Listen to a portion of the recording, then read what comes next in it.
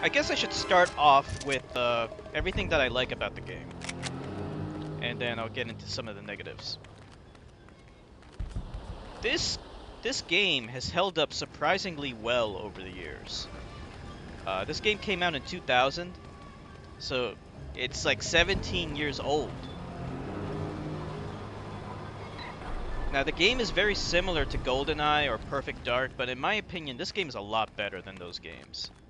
I don't think those games aged well at all. Whereas this game, it's solid. It's a really solid FPS game. It has held up over the years. After 17 years, the shooting is really fun. That's really what makes the game for me. The gunplay. Shooting things is interesting. It's fun. It's satisfying. The enemies react convincingly. Maybe not necessarily realistically, but when you shoot them, they go flying back. They'll like limp over and then like kind of fall over in a way that seems Newtonian, but it's not necessarily Newtonian, right? It doesn't have to be. It just needs to look cool. See, like after I kill them, they all die in different death animations, depending on how you shoot them. The storyline to this game is really good. Even if you don't get it all, even if you don't understand exactly what's going on, it's told in a compelling way.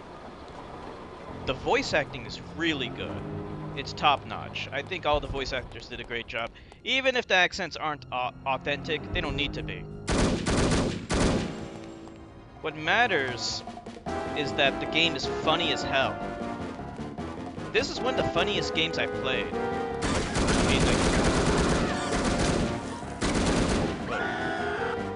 like, if you think about like how many funny games have you ever played? There aren't too many funny games out there. Usually, like the only really funny game I can think of is You Don't Know Jack. That's the only one I can think of off the top of my head. Maybe there's more. But a funny FPS game, that's pretty rare. This game might be unique in that respect. So even like the little things, just the dialogue of the grunts, of the goons, is hilarious. Sometimes you just want to like be near them to hear what they have to say to each other. There's so many funny conversations, even in the walkthrough. They're like, listen to the funny conversation. And you should listen to the funny conversation because it's great. The music is also really good. Like I said, it's like GoldenEye. You know, if you like the music from GoldenEye, then you'll definitely like the music in this game.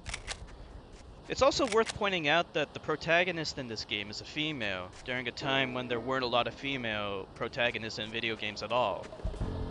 She's sexy, but it's tastefully done. You know, she has a nice tight outfit, looks good, but it's not overdone. I don't think she's overly sexualized. Not that there's anything wrong with that, but the game makes it empowering enough so that you know, innocent girls can look up to Kate Archer.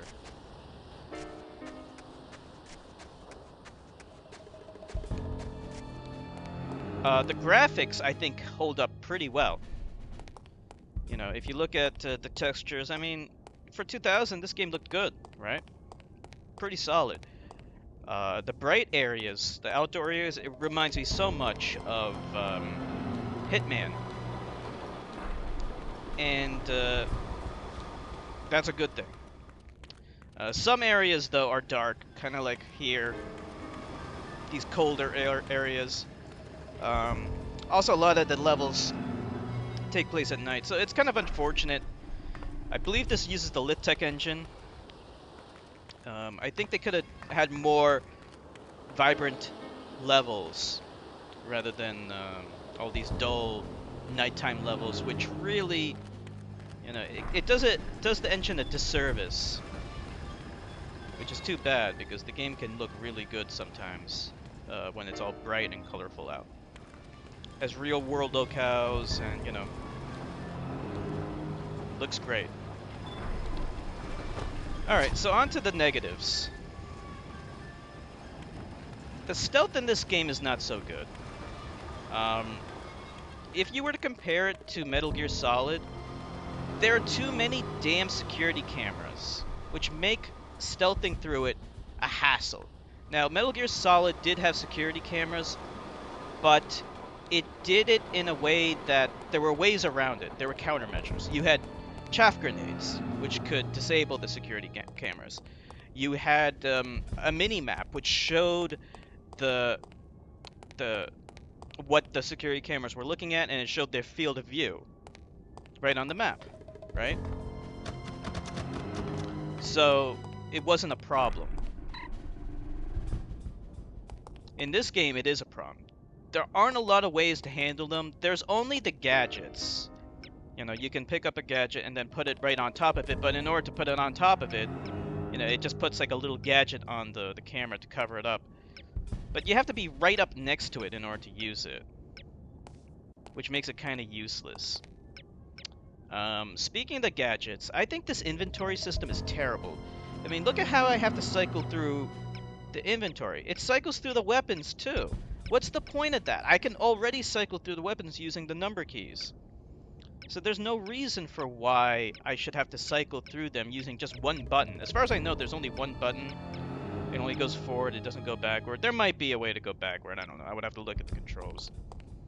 But this is a real step backwards from Blood, which had a much better inventory system. Monolith made Blood as well, so I don't know why they had to do that. The level design can be pretty bad sometimes. Like right now, you know, it's kind of unintuitive of how to proceed. I really do think the game could benefit from a map and a waypoint feature. Some people might say, "Oh, it's holding your hand too much." Whatever, okay? Like, you get stuck in this game way too often and have to rely on a walkthrough constantly. Maybe not necessarily as much as Redneck Rampage, but still a lot. You know, you don't know what to do. It's not very intuitive. And there'll be objectives of things that you have to do, and sometimes you might miss something. And it would just be nice if the game told you where that missing item is. With that said, sometimes the level design is pretty good. There's this one train level which took direct inspiration from Blood. There was a train level in Blood as well. And if you ever see that level, you can definitely tell that the developers, they borrowed a lot of concepts from that level in Blood. And it shows, and it's good.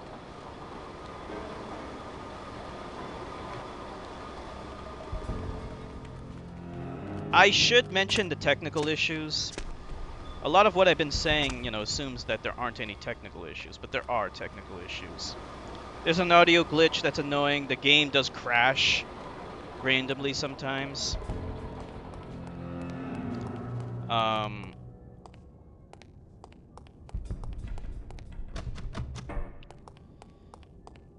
And there's other glitches. Speaking of the gadgets too, by the way, I almost forgot. Like, going back to the obtuseness of the level design, sometimes you have to use a gadget, like this belt buckle, and you have to attach it to something. Like, I probably need to do it now, but it's hard to see where you need to attach it to. You know, so that makes it even more obtuse. And it makes you think that there's a glitch. Yeah, the vehicles are kind of a mixed bag. The vehicles, I like the vehicles, they're kind of cool. The controls are a little squirrely, but that's okay because this game came out in 2000, and vehicles in video games or FPS games was still relatively new. So, I mean, it was a little squirrely, but I'm willing to give it a pass on that. But the dumb thing, though, is that oftentimes you'll encounter a whole bunch of enemies, and you don't know, you have to get off your vehicle, which totally kills the momentum, in order to kill them. And then there was one time when I had to go through a minefield. I had to get out, put on the glasses, these infrared glasses, and look at the mines. And then once I got through the minefield, I couldn't use my snowmobile anymore because it was left behind. So that was dumb. Speaking of the glasses, there's a glitch with them too, where the glass's frame is obscuring your vision.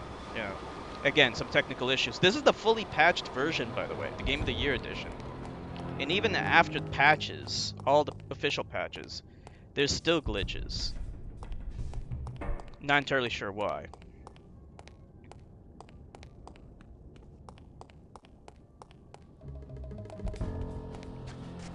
With that said, I think this game is pretty good. It's a solid game, a solid FPS game.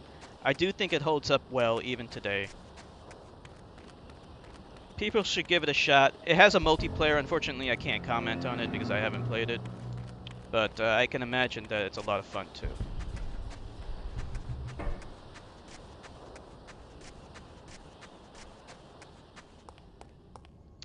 And that's all I gotta say. That's my review. Alright. I've been